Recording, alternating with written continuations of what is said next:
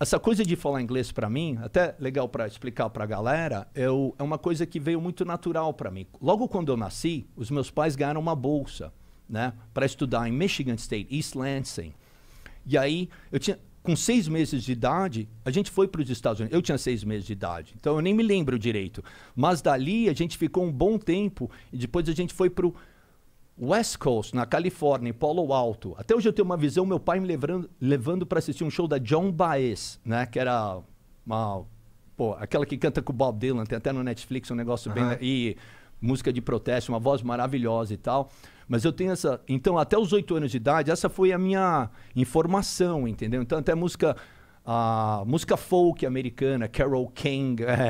ou até do cinema mesmo, que era Butch Cassidy and Sundance Kids, que é um filme que eu recomendo. Era um pouco devagar, mas é lindo, que é com o Paul Newman e o Robert Redford, que eles são 2 ladrões de banco, eles fogem pra Bolívia até, é sensacional. Tô por fora, não conheço. Não, tem até aquela música, Raindrops Keep Falling on My Head, né? And just like the guy whose feet are too big for his bed, nothing seems to fit. Those raindrops keep falling on my head, they keep falling. Tem que fazer uma versão punk dessa daí. Dessa é bonita, it's a lovely song. Eu acho que NoFX fez umas versões meio dessa, Starry, Starry Nights, do Don McLean, que cantava American Pie, and they were singing Bye, Nossa, Bye, Mr. American música, cara. Pie. A música é muito foda. Isso era o que eu tava, eu me lembro, no meu carro, não no meu carro, do meu pai, tinha aquele gravador...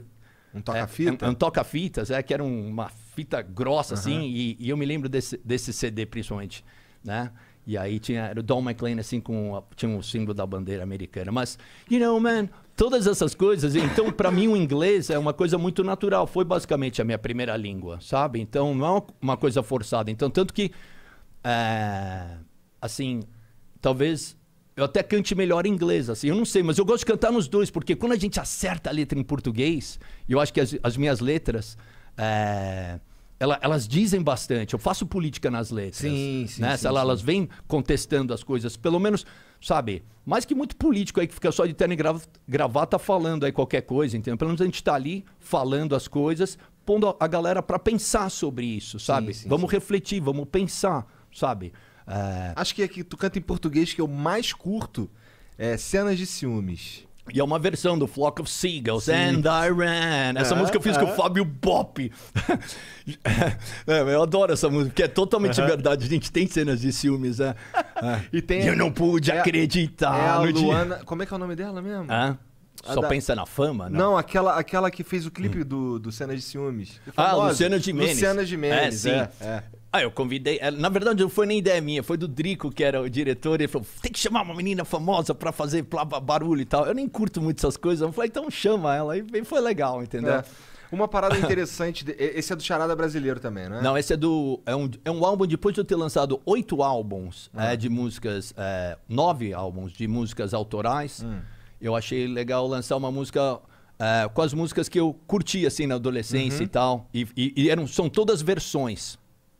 É um álbum de versões. Então tem cenas de ciúmes, tem Gary Glitter, Generation X, Elvis. Tá. Tem um monte de música, assim. Mas como eu te conheci, cara? Eu te conheci do jeito meio escroto. Ih, que chato. Não, mas assim, mas foi escroto talvez porque eu não sei qual foi o teu sentimento na época. Sim. Lembra o Marcos Mion fazendo piores clipes? Lógico. Então, foi ali que eu conheci. Tá. Aí eu comecei... Eu sou bem mais antes disso mesmo. Eu sei. Sou da época do Chacrinha. Mas é porque, porra, eu não, entendeu? Aí eu não tinha nem acesso a MTV direito. Sim. Eu tinha que botar a TV num canto da sala específico, com o HF, não sei o quê. E aí eu curtia o Marcos Mion. E aí eu tava assistindo lá o Piores Clipes do Mundo, e aí eu lembro que ele mostrou Green Hair e Break the Ice. Certo. E ali, cara, eu comecei a correr atrás, a ver qual era, tentar descobrir, ver qual que era a parada e tal. E eu curti pra caralho.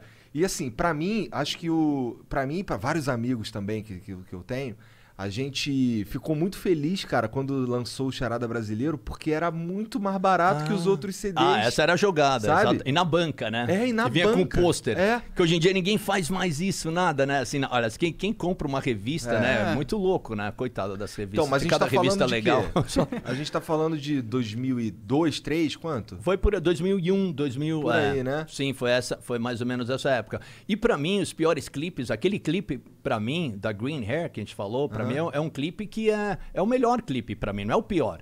Ele é o melhor porque ele mostra realmente quem estava vivendo no cenário hardcore de rock and roll naquela época em Nova York, entendeu? Não de hardcore, de rock and roll, de punk rock, era o cenário. Eu fazia parte daquilo, então as meninas que estão ali faziam parte daquele cenário, né? Do que rolava nas matinês no CBGB, né? Ou das pessoas com quem eu apareço conversando, trocando uma ideia. Até o cara que eu venho na moto chegando é o Indian Larry, falecido, que fazia as custom builds, motorcycles, tudo custom. Indian Larry é uma lenda, faleceu, infelizmente, grande amigo meu. Ele chega no clipe comigo de moto ali, né? E aí tem uma hora que tá andando na rua assim, falando com o senhorzinho tá olhando pra tu. Não, aquele cara... Puta, qual é o nome dele? Ai, meu Deus, esqueci o nome dele. Fazia os ternos pra Kid Creole and the Coconuts, que era muito legal essa banda também, pro David Bowie também. Savoia, me lembrei o nome dele agora. O cara fazia os ternos do David Bowie? Faz vários ternos do David Bowie. E o Marcos Mion descendo a lenha no cara. Não, mas aí eu soube, eu falei, look at this fucking guy. Quem é esse playboy falando de mim? What the fuck does he know about that? Tu chegou a ficar puto ou alguma coisa assim? Não, eu vim aqui, eu já ia voltar para os Estados Unidos nessa época. Meu pai pagou minha passagem, minha mãe pagaram a passagem, porque minha mãe era candidata à prefeitura. E aí você ainda é conhecido aqui no Brasil, já estava há 7 anos lá nos Estados Unidos. Então, eu estava batalhando a minha vida lá, entendeu? E... O que você fazia nessa época lá? Nessa época? Okay. Muita putaria. Você pode falar o que você quiser, Supla. Olha, lógico. Eu fazia o seguinte. Inclusive, até às terças-feiras eu faço um programa do YouTube no meu canal. Legal. E até passei várias matérias que eu fazia pro Luciano Huck, quando ele era era Caldeirão na Band. Tá. Né? Era no H. Era o H. H. E eu ia fazer pra MTV esses programas, tá ligado? De coisas loucas de Nova York. Da hora. E aí eu não... E aí eu me lembro que eu cruzei o Luciano em algum lugar, ele veio e falou, faz pra mim, que eu falei que ia fazer pra MTV, eu te pago isso a mais e tal. Eu falei, vai ser ótimo pra mim. Então esse era isso aí me sustentou por um ano, mais ou menos, alguma coisa assim. E esse era um dos trabalhos. Eu até passo no canal do meu YouTube, essas matérias eu passei, porque não tem no YouTube. E eu passei essas matérias. Legal, ainda tem mais algumas pra passar. E é muito louca. Tipo, em Casa de Sadomasoquismo, Latin Kings, Hells Angels, é um monte de coisa que aparece nessas matérias. DJs, entendeu? Da época, quando tava começando Jungle Beats, galera nem tava ligado ainda aqui nessas paradas. Então era bem moderno, assim, eu digo, era tipo, aparecia coisa que tava acontecendo lá, na semana seguinte já tava aqui. Não tinha essa coisa de... E lá nos Estados Unidos, trazendo pro Brasil, era moderno lá. Não, era lá aqui, mesmo. Né? Era muito legal, cara. E aí... E aí tá nesse... Então, esse era um dos trabalhos que fazia. O outro, a minha banda Cycle 69, Psycho 69, que tem até no YouTube, quem quiser conferir os malucos lá, que até que tem história do tiro, depois eu te conto. Que eu posso... Tem muita história pra contar. Mas o Cycle 69, o Stag, guitarrista, ele era muito amigo dos Hells Angels. E a esposa dele fazia roupas de couro pra todos os rockstars da época ali. Todo mundo, desde Axl Rose, Slash... Cher, então eu trabalhava um pouco ali também na loja dela e trabalhava na loja de moto também, né? Trabalhei também de demolir parede. Que né? da hora!